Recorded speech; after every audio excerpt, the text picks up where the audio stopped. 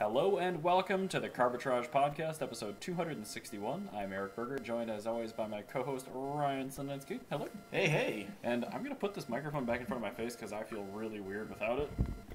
Yeah, no, I'm going to record as I am. Perfect. Right now. We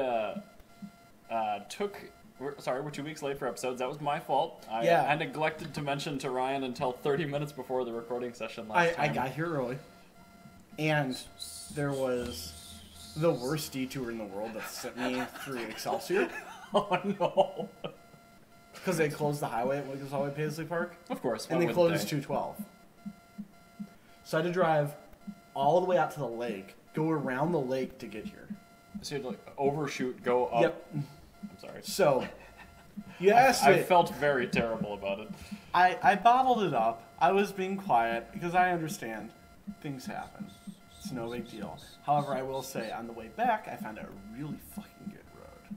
It's on this side of town? Yeah, it's. I need to know about this. If you go around Lake Minnetonka, yeah, it's like a block over from the lake, and a section's curvy, and then it goes just a straight line of piss all the way to Long Lake. Oh, okay. But it's got a bunch of elevation changes, even though it's straight. And there's a couple of driveways for farms. Okay. And so, no intersections. There's an intersection every mile. Okay. With no stop signs. Dude, that's awesome. We've been looking for good roads on and the there's west side also there's a treetop canopy the entire way. Nice. So it's picturesque too. It's picturesque, and you have a straight line to piss. It's great. It's a really good hot rod road. Skinny Mickeys. Yeah, no, it's not like a handling road, but it's a very good drive, even though you're not really turning that much. Yeah. When you get onto the road, you've about a mile of turns. Sure. Maybe half a mile of good turns, and then the straight part is the best part of the road. It's just a good place. I'll have to figure this out. It is a good slow car fast road. Well, we like that here on the Carbitrage exactly. Podcast. Yeah, that is my kind of road. So the Fiat really enjoyed it. I love Fiat 500s. I was working. Yeah, Jana was working. Sorry, Jana. It's fine. But I've got a ham, so I'm gonna ham it up. Oh, clipped a little bit. That's probably fine. Sorry. I have a Coors Banquet. And while we sip into our beers, I want to briefly mention our Patreon page, patreon.com/Carbitrage. On this super handcrafted, not really website, you'll find 3 open-ended levels of support for content consumers like you to support content producers like us, now starting at $1, which Patreon tried to get me to not do, but I'm here for you guys. Mm-hmm. Anyway, patreon.com/Carbitrage. If you want to buy us a beer or help with hosting costs, we appreciate it, but certainly no pressure. So, I, last week, also found my new favorite beer of all time. Okay, do tell. It's called Levis Escape. It's a Ukrainian beer from Lviv. It's one that Shit sent a photo of. It's from the Ukrainian festival. So Jan and I had borscht and pierogies and Lvivsky beer. And it is so a Pilsner Urquell? That's a really good Pilsner. Really good. It's that, but you know how Chardonnay is kind of buttery? Mm-hmm. Yeah. It's the butteriness of a Chardonnay without the sparklingness of a beer. Ooh. With Pilsner and everything else. That sounds superb. A flawless beer. It was in a green bottle, wasn't it? Yes. So would it spoil like a Stella Artois? No. Okay, good. Because Stella Artois, I think, are just a bad beer from the start. If you get a really crispy one, it's actually pretty good. Or a kegged one is good. Yeah. But out of a bottle, I've not had good luck with it. Yeah, no, it's but Lvivsky is 11 out of 10. Go find it. Jorg had a Ukrainian beer, but it was a dark. What beer was it? I'll have to pull up in the photos later, but they only had 6 bottles, and this was right during the invasion. Oh, okay. So they had it already. Well, I gotta have this. If Jorg ever gets Pravda, I'd really like to try some of their beer because apparently they're really good as well, and they're also from Lviv. We should have to talk Lviv to Tom apparently has a good beer scene. Ukraine, the more I learn about it now, it's the best country. It's really good. It's everything that we actually like about Russia is from Ukraine. I know, all the good companies, all the good projects, everything. We're actually headquartered in Ukraine. Yeah, and the okay. I'm not sure how much you know about Soviet weird none tech. We'll just go with none. So you know how we made the cross Antarctic cruiser thing that we tried to make? Yes, the big inflatey tire thing. Yes, and it was terrible and didn't work at all. Correct, yeah. Well, Russia made one that worked. They made several that worked, and they're actually still in use today. They were all made in Ukraine. Ah, yeah. everything good from Russia comes Those from guys were Ukraine. looking at our plans like, no, you're doing it wrong. Like, literally, there's... I wonder if... I'm going to see if Mikhail Kalashnikov's Ukrainian. He might be. That would track. Is that the AK-47 Yeah. guy? Okay. I wonder if he's... Just Ukrainian. pre-episode, Ryan was showing me photos of all the AK-47s. All right, so he's from Korea. Where the hell is Korea? He was showing me photos of 70-year-old AK-47s. Korea, and No. I was like, I think you know where that is. Korea, Russia. Ukrainian's gonna drink free for life now. I don't understand the reference. What? Scott said Ukrainian's gonna drink free for life now. Yeah. Oh, yeah, like every bar. Yeah. Like, oh, you're from Ukraine? Yeah, here's a free beer. Oh, Yeah, I gotcha. Probably, yeah. It's a thank you for your Okay, service. so he's basically from Kazakhstan, which tracks. So's Borat. Yeah. So, yeah. It's just fact that everything good in Russia was actually not from Russia. 'Cause Right. if you even think like the only good Russian czar, Catherine the Great, she's actually German. So Oh my goodness. they literally made nothing good. Russia's just like a rental cop It really is. as a Like, country. it's not there's nothing good that has come from this country. This is a country that is just like, it's like a giant Ohio. Oh god, that's shockingly accurate. Yeah, it is. It's just a big ass Ohio. The only thing good that I can think of that came from Ohio is Valentine research. And even, yeah, like that's the thing is like, yeah, Russia does technically make the AK-47, but like, and that's like the only good thing that they've ever made. Because everything else they've taken from another country. Because like every piece of their good food and everything all comes from Ukraine. That's probably why they want Ukraine back so bad. Because like 100% of They our talent, realize how much of it, like they're literally all of our talent was in this one country. they broke up, and then they're now realizing after like the realization period, like, oh my god, it was me, not you, and they have no idea how to handle themselves. It's like Austria to Germany. Yeah, no, yeah, Ukraine is Russia's Austria. Yeah. This is making insanely good sense. Jesus. All right, well, let's move on to our actual topic. Yeah, let's segue right into Last week was Hot Import Nights. pin. Woo! Wow. So dope. I Can't tell if sarcasm, Jenna. let me Very tell you, sarcastic. Okay. Car Queens is no longer the worst promoter of a show I've ever been to. Oh. They beat Car Queens. Oh my god. Their show was like Car Queens bad, but it was $25 a ticket.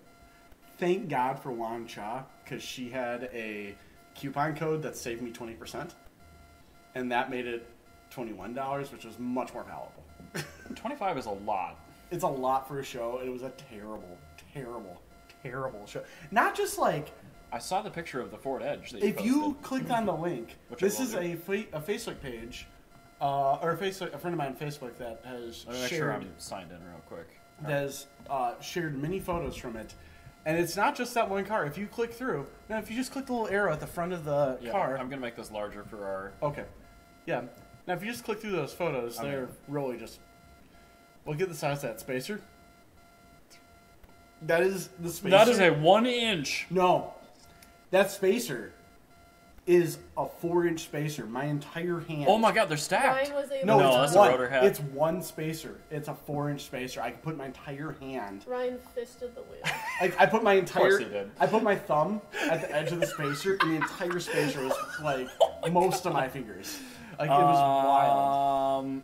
Also, look at the eBay.com chrome center cap. That's very non-committal. It Yeah, and indicates. if you actually look at their factory 350 or 370Z wheels too, that have just been powder coated. my It's God. really phenomenal. Oh, these are actually my old Lamborghini Murcielago wheels.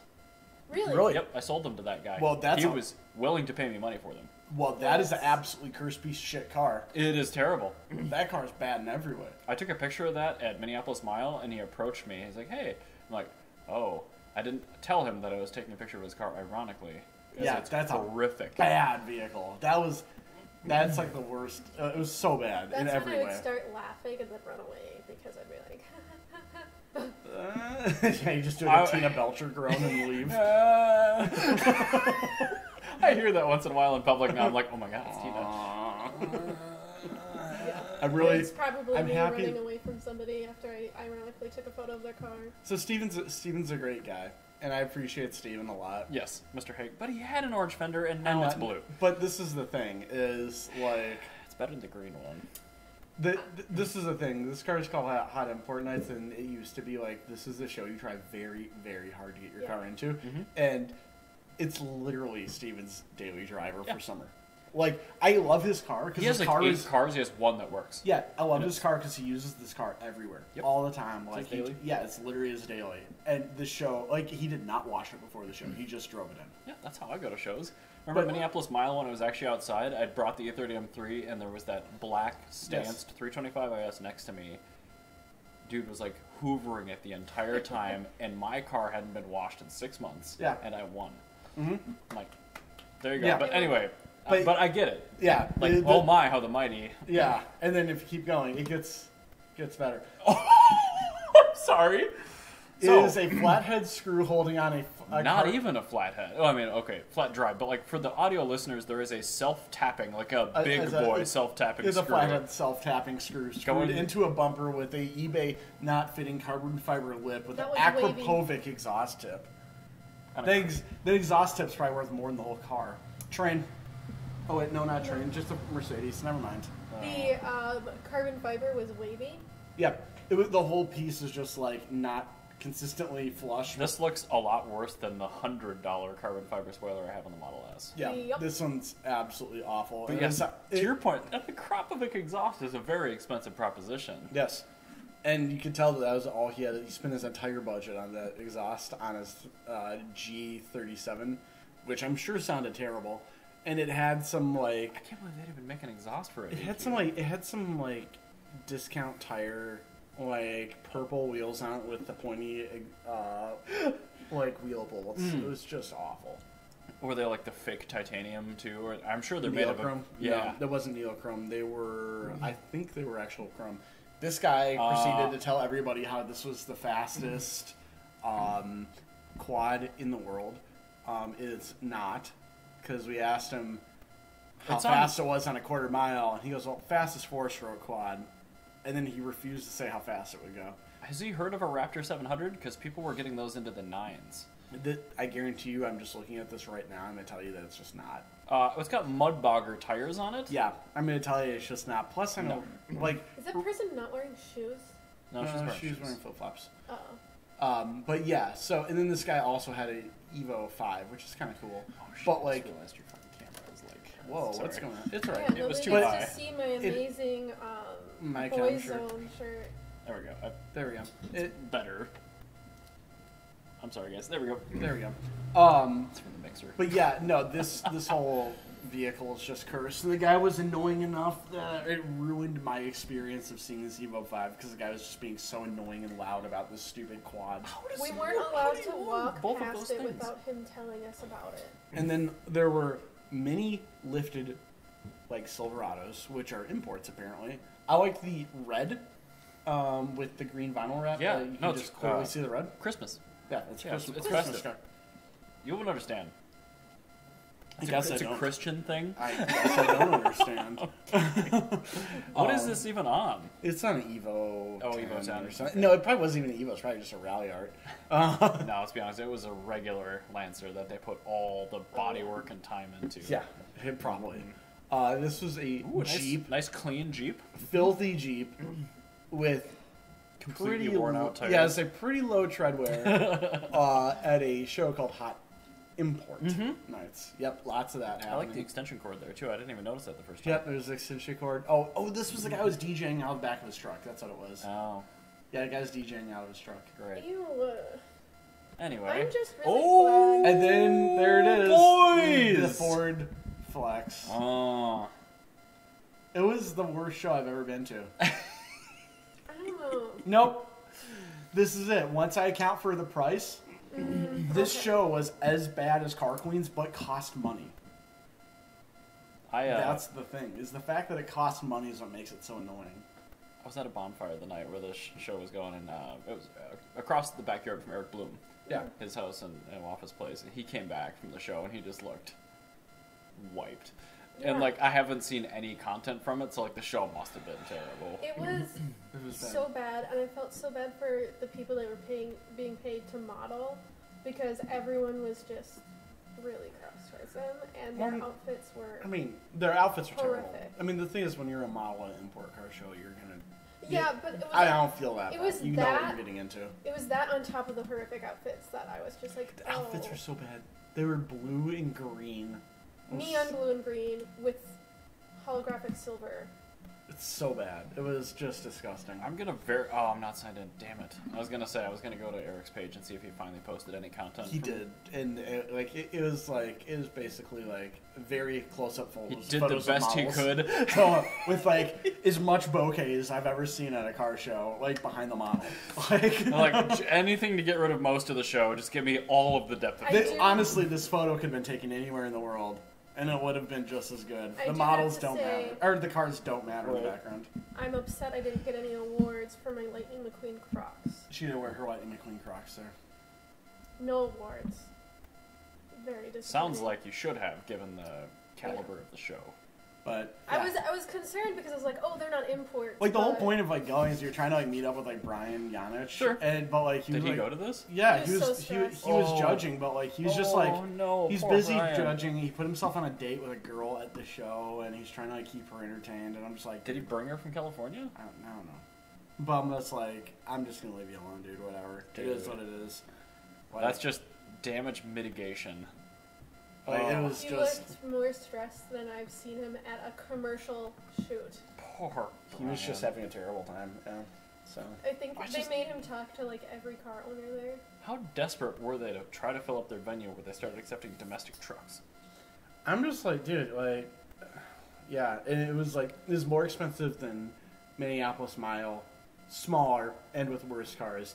And then when I was looking at the people that were working the back of the judging area, there were a bunch of people talk shit about Dan all the time, which I thought was phenomenal. I'm like, this is great, like, perfect. Like, there's a couple people that were involved with this that were like good people, but like there's a lot of people are just problematic. I'm really glad I didn't go. I didn't even know this was happening until maybe a day or two before it actually happened. But oh my god, I was gonna try and do this and go to Miguel's car show at his shop, but like I didn't make it out to Miguel's car show at his shop because I had like a shitty week last week at work and a shitty week this week at work. But like, I went to this and I'm like, boy, I wish I didn't. yeah, no, I have no regrets of missing that. This, I think, might have ruined car shows for me. Like, It was full stop. Full stop ruined car shows. It was that bad. Like Well, this was worse than like. I think like I'm going to moving forward as a rule. Mhm. I'm going to go to Cars and Crafts because I don't go there for the cars. I go there for the pizza first. The cars happen to be there, and that gives me consistent It's all about the time venue. to make sure that I'm going to get my pizza and my beer and hang out with people that I know that I like that are going to be there. You're doing your maintenance. I don't care about the cars. Right. I think the only car shows I'm gonna go to that I actually care about the cars will be like Back to the 50s, maybe. Like that's more friends and cars. Monterey Car Week. I really want to go to the Race Gentlemen. It's Oh, track yeah. day. That's not a car show. Well, And Yeah, then like counts. I think that might be about it. Like maybe Hot Rod Fallout in Connecticut because that's just like pre-50s hot rods, okay. and there's 2,000 cars. Now, when you say pre-50s, how pre-50s? Like hot rods. Like they're not allowed to have customs. Yeah, you can hit it. Okay. Like That's what I was fishing for. like shoebox Fords are a cutoff. Okay. Yeah, yeah. Like anything newer than a shoebox Ford is not allowed. Okay, and those are 49? 50. 50. Okay. 2, I think, was the last year of a shoebox Ford. But like That's a you- great name. You cannot bring a Ford mainline. No, Like of a course Ford not. mainline That would be is a 53. ridiculous. Like you can. That's too new. That would be absurd. Like it's literally for hot rods. Get your modernity out of It here. is absolutely. Reject I think modernity. actually, I think shoeboxes aren't even allowed. I think maybe, but like I really liked that one that showed up in the Spectator. Shoeboxes are Drives. fucking cool. That was cool. Like, I wished I could have seen the engine. I really like shoeboxes. Like You they're very rad. may have to have one show for next year, which is? Pozzolin's coming back. Oh shit! What? Unofficially, but like my boss knows all the people because he's Yeah. a sponsor, and I told him I'm not working on your Ferrari until you get this show back. And Okay. he's been like Blackmail! CCing me on Yeah. email exchanges, and the main WOI dude is like in contact with them, but like it was too short a notice to do it this year with Memento. But like it sounds like, I mean, don't quote me on it, but it should be next year. We should get Pozzolina.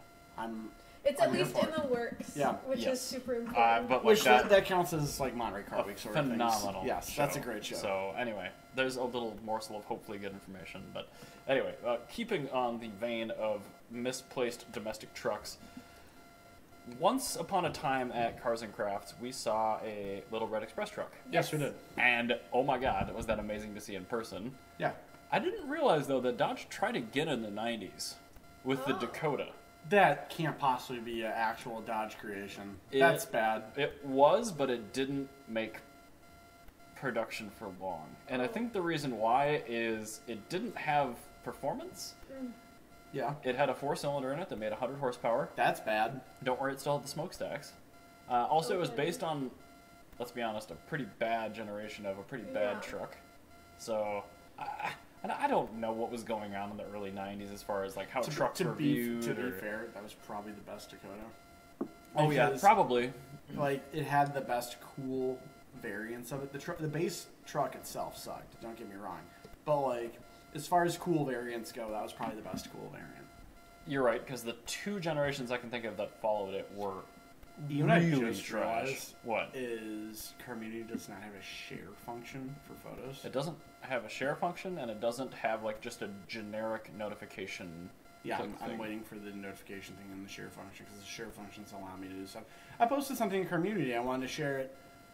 Oh yeah, that is one of the cool ones. It's a Dakota convertible. I didn't know Shelby. Did a Dakota yes, it was convertible. a Shelby Dakota convertible and had a V8. They're very cool. That's exactly the one I was talking about.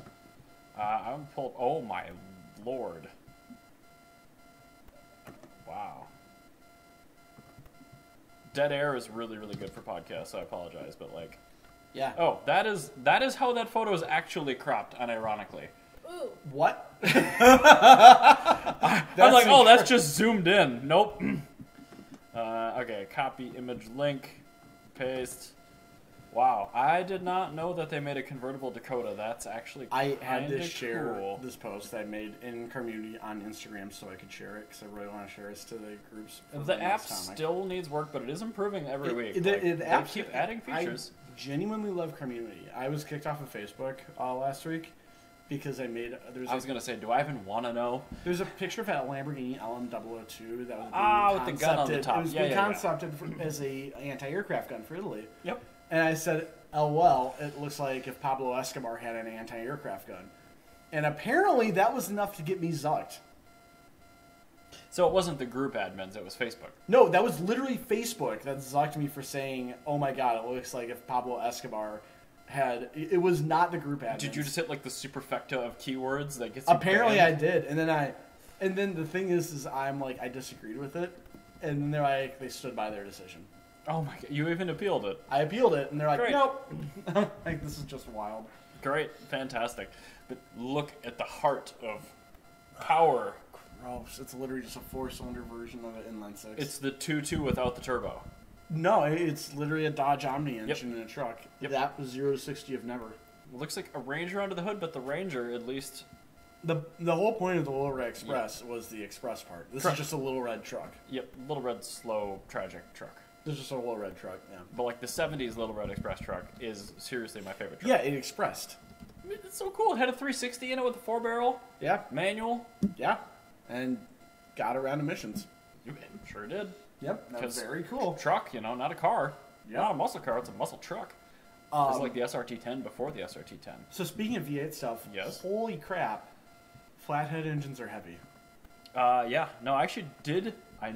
This is one. I don't think you appreciate it until you lift one and you try to put it on a dolly. But I did know this because I looked into it before the E36 project, which I didn't end up doing. Somehow a nailhead is heavier, but flatheads are still no joke. It's more cast iron, so yes. I guess I get that. Let's just say my Toyota Sienna did a wonderful job.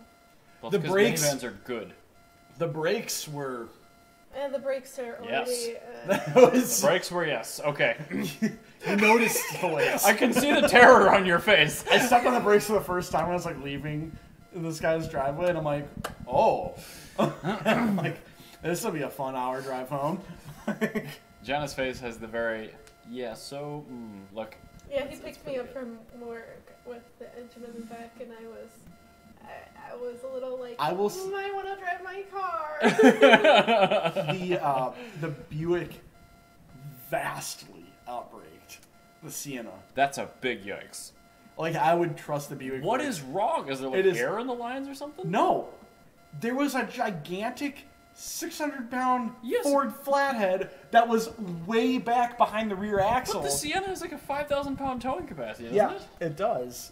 But the weight distribution... It was physically in the car. Yeah, the weight distribution with the braking system so was it put all of the weight on the rear brakes and nothing up front. So was it like anti-locking? No, like, it was like you step on the brakes and the rear brakes acted before the front brakes did. Oh. That must have been a sensation. Hey, I'm driving a forklift, but with front wheel steering. Yes. It was horrifying. Absolutely horrifying. But then I got it home, and I put it on my Harbor Freight dolly that was apparently rated to 1,000 pounds. Ah. It does not seem to be coping with that well. No, those engines are very, very heavy, but they're not 1,000 pounds. Oh my god. Yeah, no, it literally broke in half. Yep. I didn't realize this was your picture. Yeah, no, this is literally in the garage. The worst $7.99 ever. Yeah, no, that's very broken. I like that the casters are just like admitting defeat out to the sides. It was really, really, really fun getting that pushed. But the engine is not on the floor, so technically it hasn't failed. Yeah. No, it's technically no. It's just it doesn't move now. I have to put it on an engine hoist to move it around. So it's got a carrying capacity of 1,000 pounds, but it has a moving weight of like 300. Probably say 4, but yeah, 400? All right. I'll give it 4. I'll give one it, metric tucker. I will give it some credit and say 400. But I mean, also I could not evenly distribute this weight because it's just a very odd shape. Those engines are kind of pointy. Yeah, they're very weird shapes. Yes. So, let's however, back up. Why do you have a flathead? Where did you find it? My buddy Alex was he purchased a F1. Ford F1. Yep. Okay. And the entire truck needed everything done. Okay. So the engine was unstuck. The engine was that parked. Spins? It was parked for 4 years. It's very similar to the Buick. That engine spins. Yeah.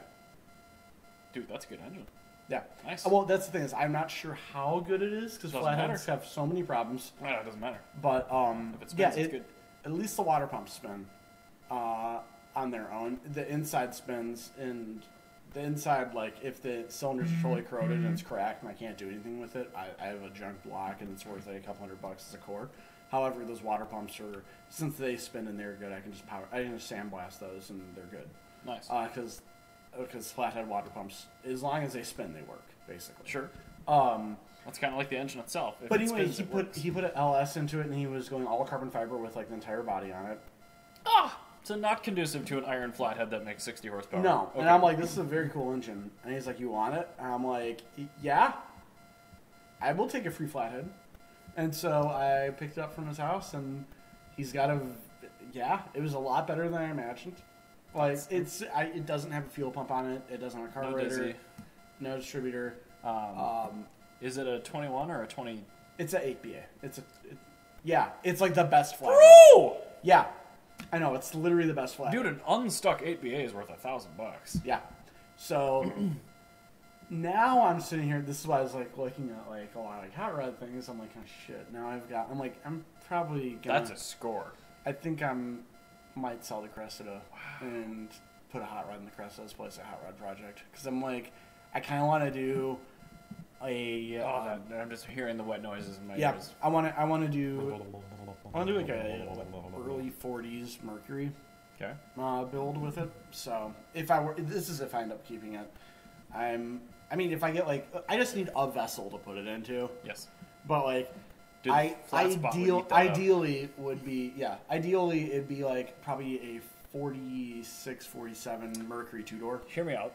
I think you should get a 1998 Bmw M3 Sedan. I'm not gonna lie, my first thought was because I have next to it is a A340E automatic transmission for my Cressida, like a spare one, and I'm like, my initial reaction was just googling like 8BA A340E bell housings. Let's see if anything exists. If that's ever been Googled before in the history of humanity, I'll be a little surprised and then also a little proud. That was my first reaction. I'm like, no, I actually want to put this into something that I would actually enjoy.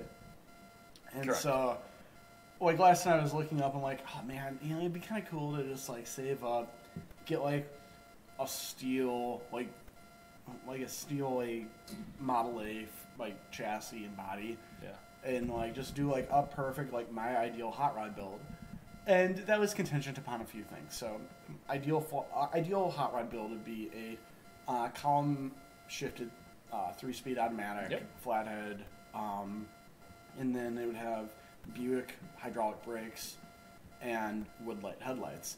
And oh my god, woodlight headlights are so expensive. Holy crap. I was going to say, I'm like, not only... your comment wasn't going to be how cool they were, it's going to be, holy shit, I looked up how much they cost. They're very cool. You know what woodlights are, right? I think so. Yeah, those like Art Deco projectors from the 1920s. Yeah. Super cool.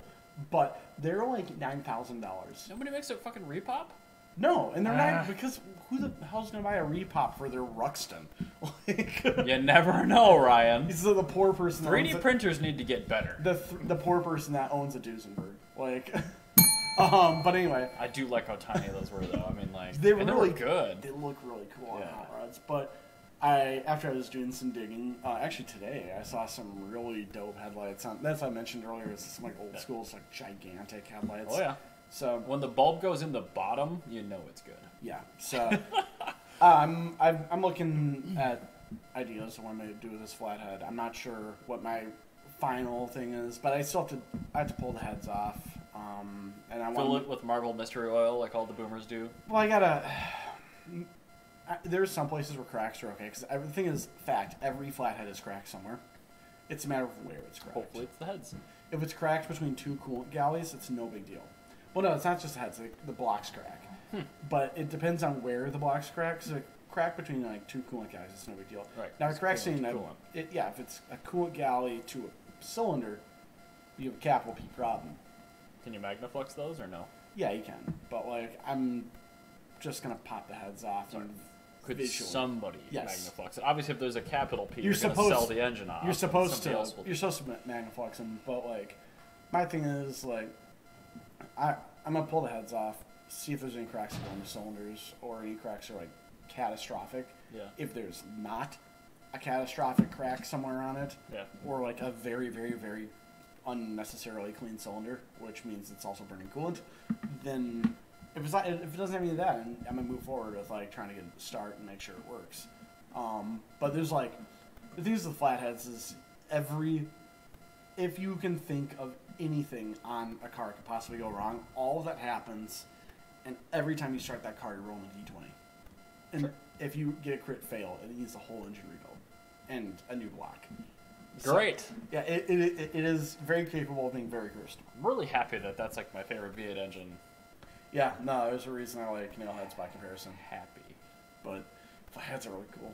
Flatheads are very cool. And very, the noise, very oh my goodness. The wettest noise is the best. And actually what I like about them is they're very quiet for a V8. Yeah. So you can just run them. Actually, they're one of the few engines that you can run without a header, without burning exhaust valves, because the exhaust flow is so poor. I could see in the center one especially. Yeah, you never burn exhaust valves, so that's good. There are positives and negatives to flathead. Mostly negatives, but you accept those. We'll be real. Yeah. Mostly negative. Yeah, but you accept them. Don't ignore the positives because they're there. And really, the positive for me is the noise. The noise is really great. Which I also have this thing where I've never made, on a car that I've personally owned, I've never made over 200 horsepower, and I want to continue that moving forward. All right. I just think that'd be an ideal thing. Making I've had all 200 horse in the most obscure way possible. Yeah, like I've had all these cool cars. I've never made over 200 horsepower. Like that's my thing. Like the Buick is Jana's car. It's not mine, and it makes over 200 horsepower. I'm happy to let her have that because I've never made over 200 horsepower. Never. That's like me in automatics. Like the Rolls is 10% mine. It's not titled my name. It's not yours. It's not correct. Yeah, and I've always had slow cars. So. Perfect. I hope I can upload the engine noise to I have no segue to the electric Charger and Challenger. So, because that's not actually an electric noise. It's old news at this point, but we haven't recorded for a while. But Dodge showed off the new Charger, Yes. which looks like an existing Challenger, But but it's it looks closer to a like an Charger. old Charger, Yeah. which makes more sense. And the name, unlike the Mustang Mach-E, actually kind of fits the ethos of the car, because Yeah. a Charger, you plug into a Charger. Charge, yeah. So this is essentially, you've already seen it, I'm sure, but it's an electric Dodge Challenger, and that's just how they're going to be. So the new... And they brought back the Polaris logo. The Polara logo, and yes, it is really, really cool. So the triangular logo used to be the Dodge logo back in the Polara days in the 70s. It was specifically for Polaris. Yep. But And they had, like, an because acrylic- it was supposed to be the Polaris star.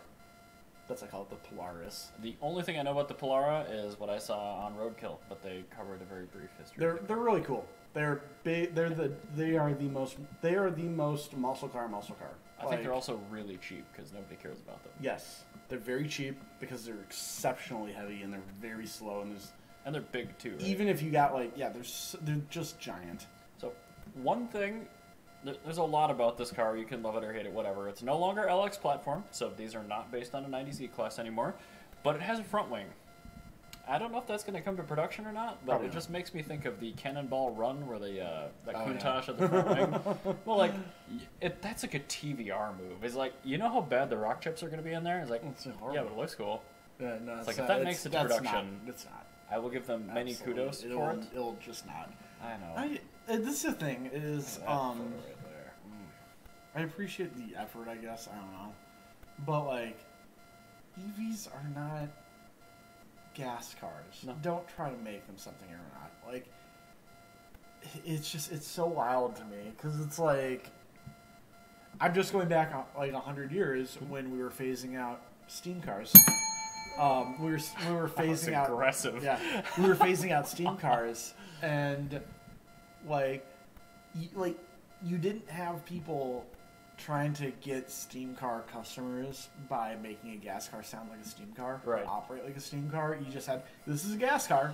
You got to And- preheat the fuel tank.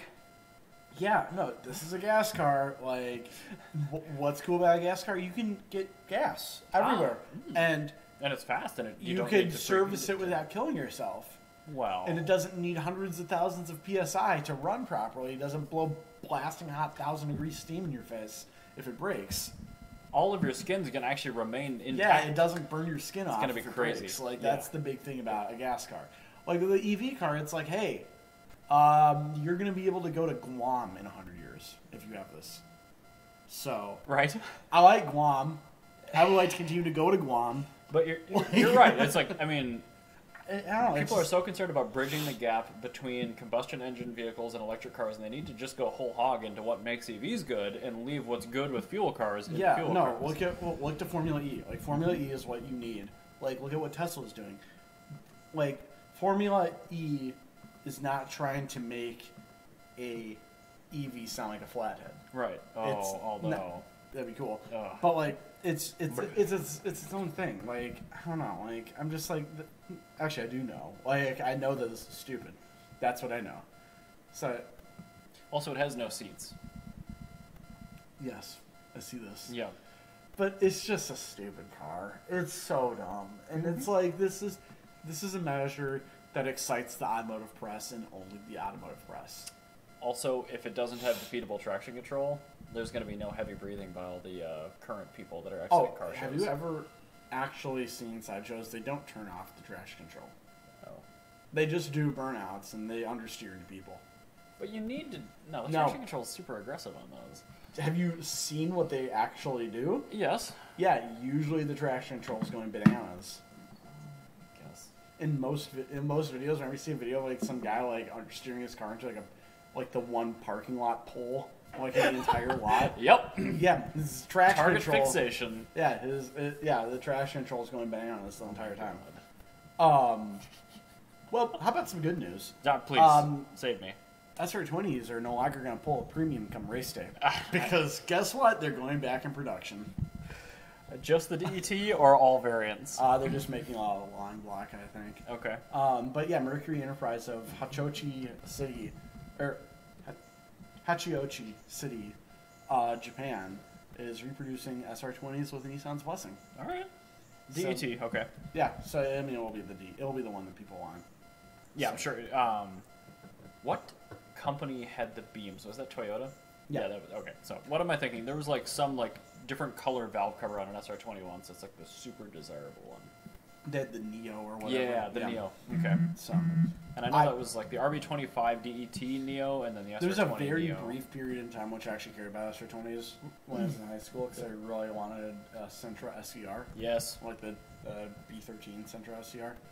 The earlier one. Yeah, the 90s one.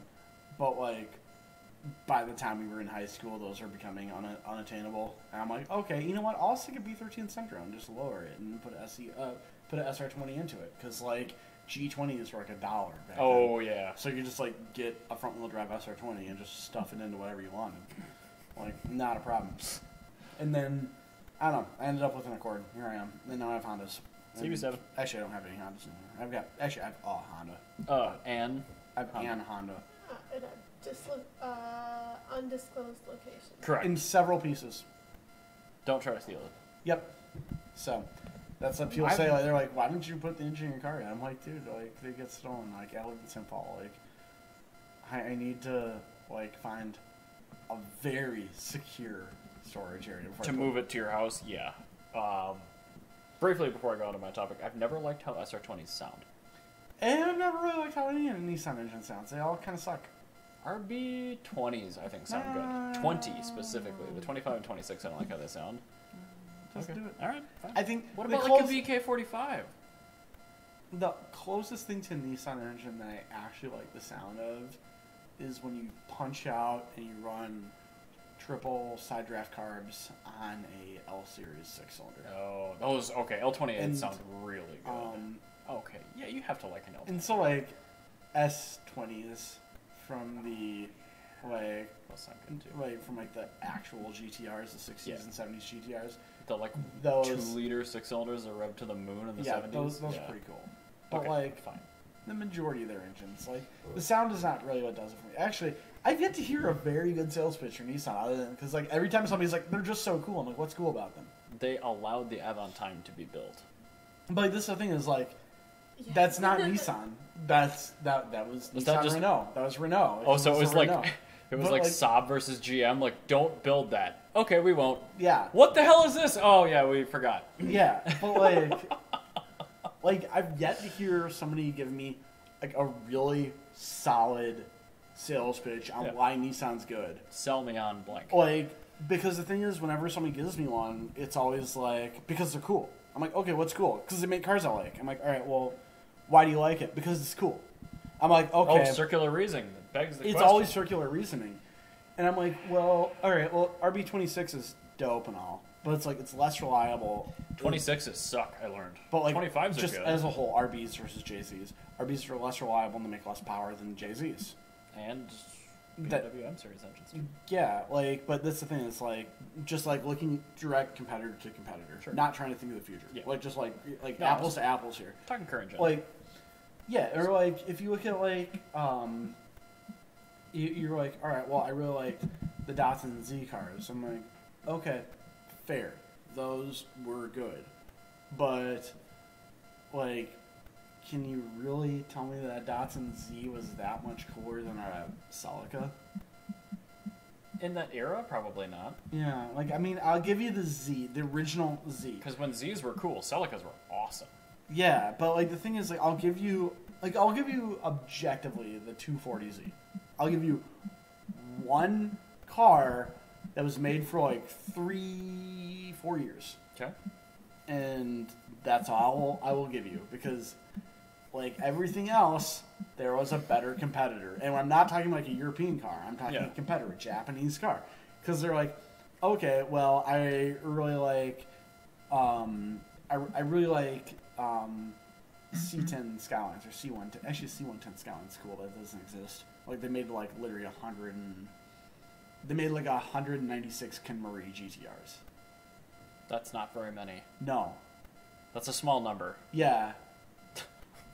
Like. I like that discourse right now. That was deep. Yeah, Not a big like, number. No. Yeah. That car Yeah. doesn't. It's like that would be like basing the entire reasoning of Toyota being good around like the 2000 GT. Yeah. It's like cool. They made 8 of them. Like okay, moving on. what's an attainable cool what was the first attainable cool Toyota? I don't know. The first attainable cool Toyota would be Corona. That's fair. Which is they made the Corona 1600 GT, which was a twin cam 1.6 liter Corona coupe. Very cool. And I could pretty much tell that just from the name. Yeah, like it's just a cool fucking car. Props to Toyota.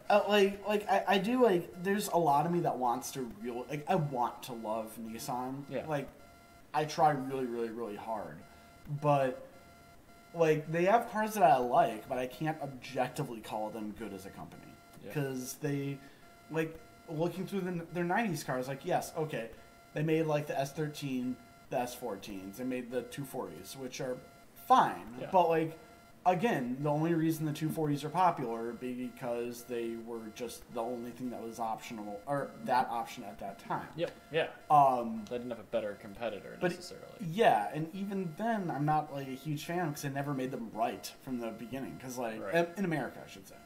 Because, objectively, the Sylvia K's, it was good. The S13 coupe with the turbo was actually good. Isn't that K apostrophe S too? Yes. Oh god. They did. They were all different suits of cards. Well, they did like K's, R's. They did K's, Q's, J's, and Aces. Oh, okay. And the other two are just like you didn't want them.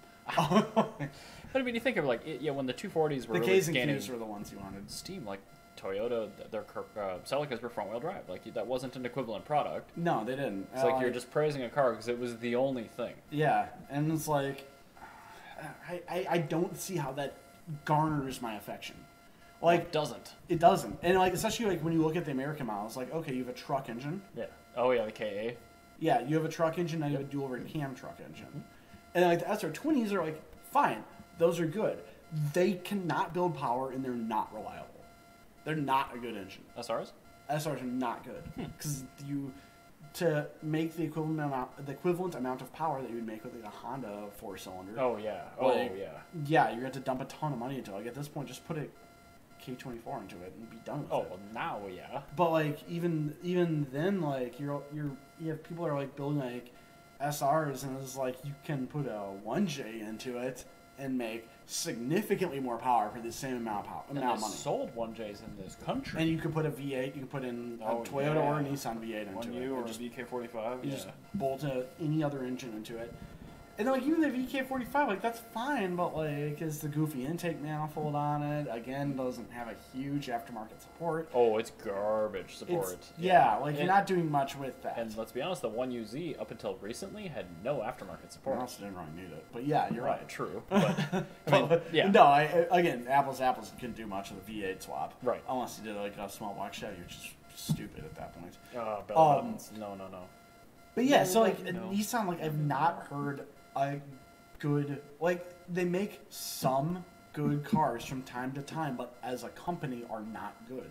Any idiot gets lucky twice. And to your point, they had a 3-year period where they had the best product in a category. Yeah. Once. Yeah, they like occasionally make, and like this thing is like they can make some good things. GM post emissions has made some good things. I will never ever say that they're a good company. No. Because, like, if you count the number of objectively good Nissans and the number of objectively good, not muscle car GMs, you have about the same amount of cars. They are definitely more miss than hit companies. Yeah, and, like, when they have a hit, they knock it out of the park. But, like, so does Mitsubishi. And Mitsubishi is not a good company by any means. Nope. They're a terrible, terrible, terrible bad company. But the Mirage. Mwah. Yeah. So, yeah, Nissan, they're the, you know what they are? They're the Volkswagen of Japan. Oh, God. That's exactly what they are. Because the owners are just as, like, insufferable. Like, their owners are just like, why do you like Volkswagen? Because they're cool. Why are they cool? Because I like them. Well, it's the same thing with Nissan. Because it's JDM. Yeah, because it's not a Honda. I'm like, dude, it's not 2002 anymore. You don't need to say that. Like, find a real reason. Wow. So, yeah, my thesis here is just Nissan sucks. Cool. I mean, in long form, that's fine. Yeah, that's a very long way of saying that. Totally fine. I'm used to this. All right. last topic of the day, and again, these are all kind of old, but whatever, bear with me. So, we've had a couple pieces of tech in the past, mainly from Toyota, Yeah. and then also from, like, computer manufacturers, essentially, when it comes to mimicking a manual transmission without a manual transmission. Yes. So this has been handled a couple different ways, but this is the first time I've heard of this way. So what Koenigsegg is doing is they're taking their in-house dual clutch trans. Yes. So it's, I think, a 9-speed dual clutch auto. Mm-hmm. But what they're allowing you to do is when you don't want to drive it in dual clutch mode, which you should never want to do because automatics are dumb and horrible, the computer will actually allow you to use a synthesized weighted clutch pedal and an H-pattern shifter, which is all still mechanical linkages and spring detents, so it feels like a manual, and it will engage and disengage the clutches and gears just like it would in a conventional manual transmission. So, This is my kind of manual. If So when you're any- lazy, it's when you're being lazy. I know, like, This is how you should do it. it is. I'm like, Because there are times where I love a manual. Don't get me wrong, but boy howdy, am I a lazy human. You know how lazy I am. oh yeah, if I have a McDouble and a coffee in both my hands, well, I'm still You fine know, shifting, you're but, lazy. like, You literally bought a Tesla, so you can put it on autopilot when you're commuting. I almost never use autopilot, but yes. But no, that was your original reason why, so you could autopilot during your commute. It's really good for when you've not had any drinks in a day. Yeah, like it's just But the tech is there, and like the clutches are engaging and disengaging anyway. So That's- other than a significantly higher weight and more complexity and higher service cost of an automatic, this doesn't have any of the other drawbacks. And you're getting all the benefits of, when you don't care, like say you just want to bang off a perfect quarter-mile time, I'm under no delusion that you're going to do it better yourself than the computer will. So Yeah. you can give yourself the opportunity to not be humiliated when you don't want to be.